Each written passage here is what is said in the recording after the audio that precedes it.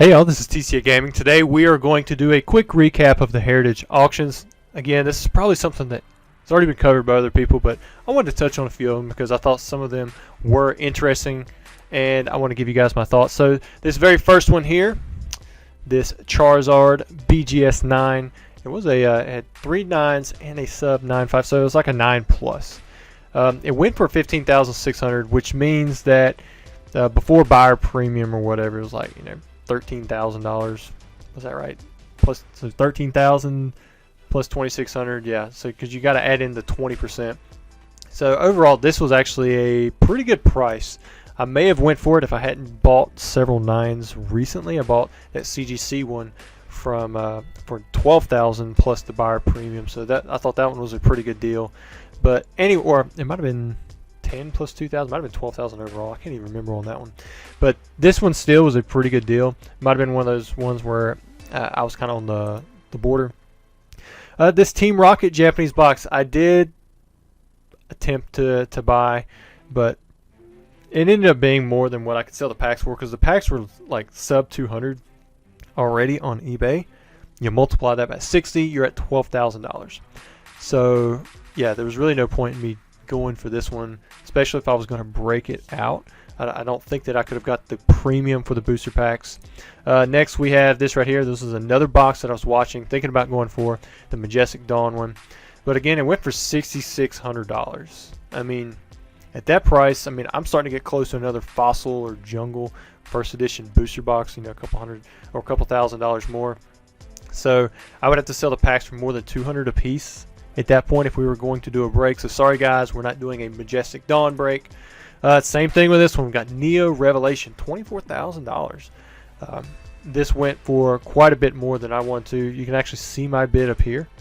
I had maxed out at 15,111, so that put me at $18,133. So it went $6,000 higher than I was willing to pay because I think I'd left in there based off of what I had calculated. I could sell the packs for about $20 per pack that I could make, and this went for even more than I'd be able to sell the individual packs for. So there was a sealed premium on some of these boxes. Next up, I did not win this one, did not bid on it. Congrats to the winner. I won't say his name, but some of you know who he is, and I know that this is one he's been wanting to add to his collection for a long time. It might seem like a lot, but this is a rare theme deck display case. I believe there was one on eBay for around $4,000 or $5,000 recently, so it doesn't surprise me that it still got up a little bit over $3,000. Next we have this one. I actually won this one, and I can't remember. My secret maximum bid was $1,555. You guys probably can't see that because how small this is, but I won it for $1,450 after buyer premium. It was $1,740. Thought that was a heck of a deal. I almost won the starter case one, but I bid less on it, and it ended up going for slightly more. But so out of the two, I'd rather have the theme decks anyways, because the starter you just get 8 of those. But yeah, I was happy to win this one. Who knows, maybe it'll have some kind of variation thing going on in there, and we'll pull like a Beedrill error with the defending. All right, next up, this one. You guys remember me covering this one. Then you'll also remember that I said I thought it was maxed out already at about, I think it was 14,000 or so. And as you can see, it went for way higher than that. Of course, there's buyer premium added onto it, but even still, it went for quite a bit higher than I thought it would. And it doesn't make a whole lot of sense to me. The individual packs, I guess it does. There's like a sealed premium, I think, with this one. The individual packs, I've seen some at auction recently go for under $500 a piece, which would put about 18,000 or so. The lowest I saw recently was just over 600. Maybe since it's going to be from a cracked sealed box, if you plan to do some kind of break, then yeah, you could ask a little bit more. But for me, I was surprised that this box held this well and went this high, because it was similar to this price even back during the hype. So for me, this is one that I think actually has some room to retrace.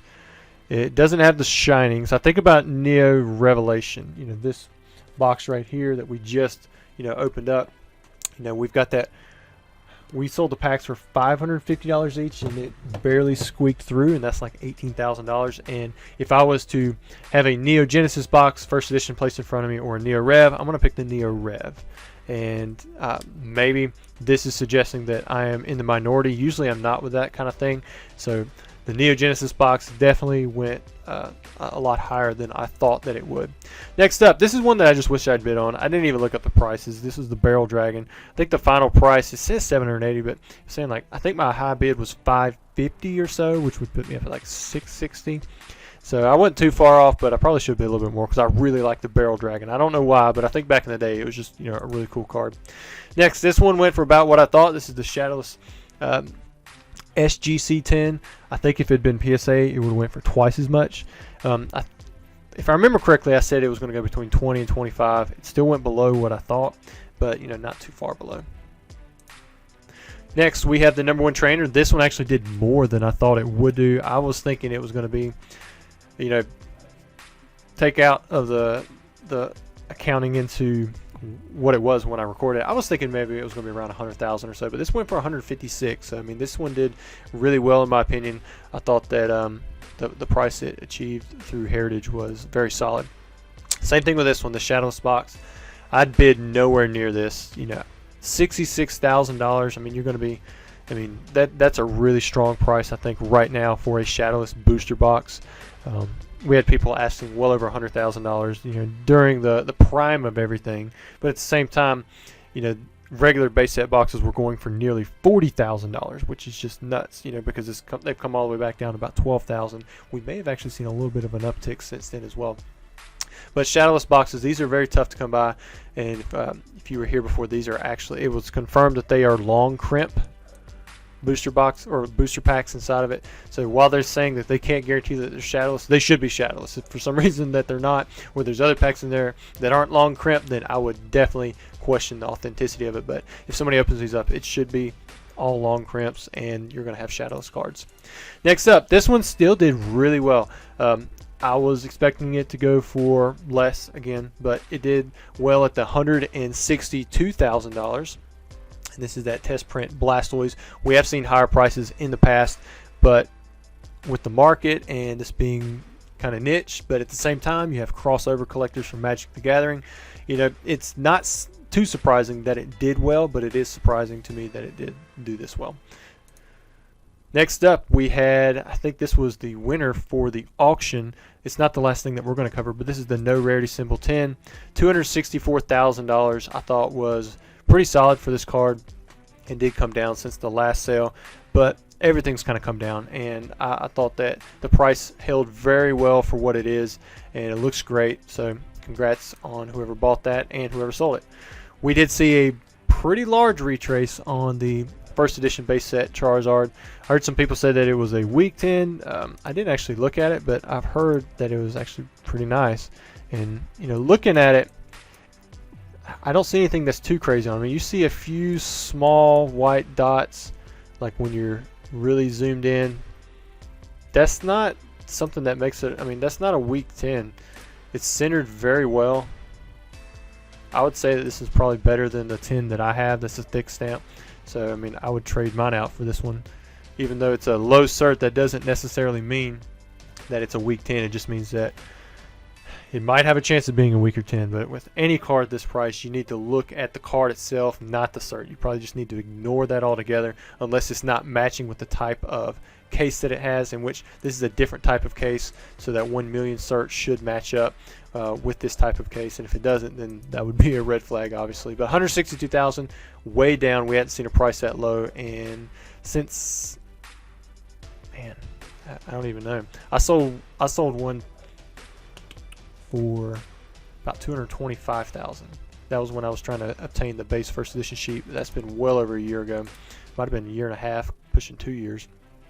And then last, this is the one that everybody's talking about. I told you guys that I was expecting between 70 and $250,000, and we were basically rejecting that sale of 666,000 that was being advertised by Golden, because this was the same one, the exact same cert that we're seeing on Heritage, and it was for an advert for consignments by September 20th or 30th or something like that. And so I don't know what happened there. If somebody did actually pay $666,000, you just lost like 95%, because it sold for $31,200, less than half of my low end of the estimate. So I was way off. I was just way off.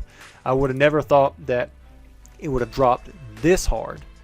Not that hard, you know. It dropped from the 490 some to like the 190 some, and then now it's like 30. That is bad. And just to, I'm not trying to dog this card, because I do have one. Like, I would love for this card to still be worth, you know, $500,000, but it is not. It is just not. It's not there, not right now. Maybe when there's a resurgence or a popularity for Top Sun or something, but like, it would take some strong momentum, like some extremely abnormal growth for this card to ever get back up to that point, just because people are going to be weary of this card from now on. Like, from now on, people are going to remember how much this card fell, 95% in a very, very short time. So I don't think that it's going to get back to that price, unless it's just time is going to have to heal, and there would have to be some crazy momentum. To me, that is a super, super big drop. You know, if I had thought about it, you know, I probably would have checked in on it. Maybe I would have been a little bit higher than that, but honestly, I have one, and even at the $30,000, you know, that's a lot of money to invest into a card. You're talking about a very small community, very small amount of people in the community who want to put money into a card. And when you've already seen it drop from 500 to 200, you're already thinking, okay, this card could drop even more. And of course, this proves it. Like, this card, it tanked. But that's beside the point. Whoever did win this, you may have paid the cheapest ever for this card, because at the time when it sold for the record high of $500,000 or whatever, I think it was a 101, and then I had the second one put in the pop, and then we've had one more since then, which I don't think that one has sold, because this is the same one that has sold over and over again. So you definitely got the best deal for somebody to buy this card.